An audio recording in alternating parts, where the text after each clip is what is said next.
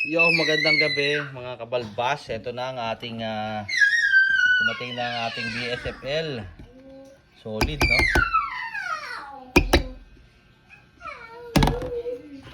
Ito po ang sikreto ng ating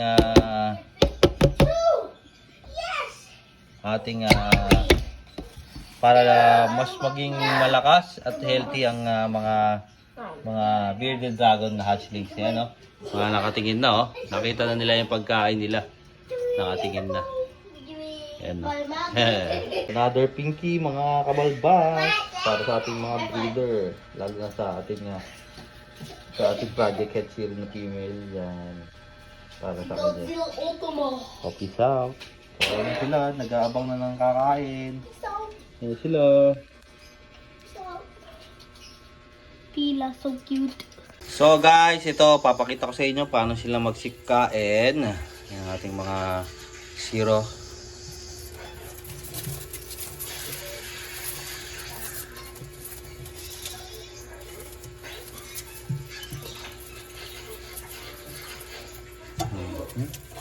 Wala na, malinis na yan. Wala na, hindi pa nauubos. Katay na kaagad sa kanila yan. Ito naman yung mga leatherback natin, pakikita ko sa inyo. So mga kabalbas, ito na ang ating mga leatherback.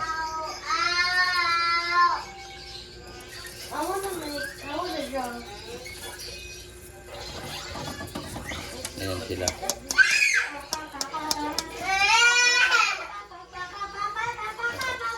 Taga dyan.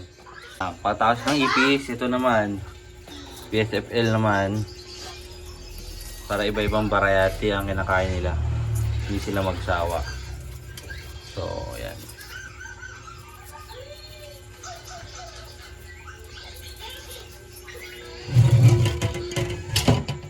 So ayan, oh, kakakuha lang natin.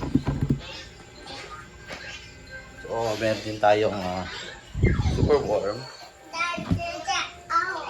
Tapos ito yung bago nating alaga, yung cricket.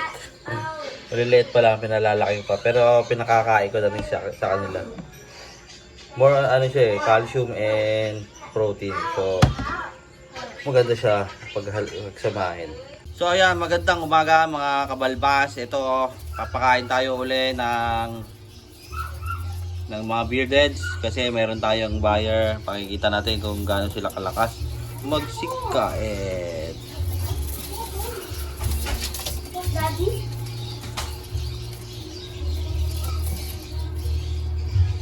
Naman po yung ating mga leather box. Yung winner natin na unang winner na si Bracky Pelma. Ay, Bracky Pelma.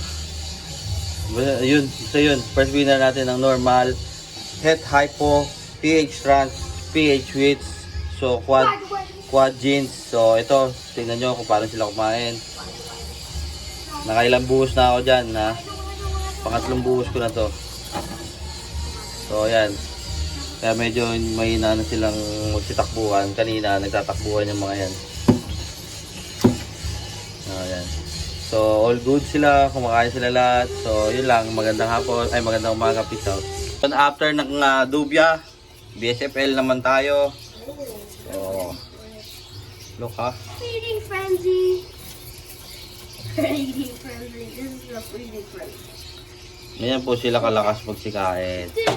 Super healthy, walang worry. Kaya ano pang hinihintay nyo? Meron pa akong isang male available at isang female. Yun. Yung isa kasi sold na, yung male natin sold na, saka yung isang hypo het zero. So yun, ito gagawin natin breeder yan. Isa sa GS 100% with bleach.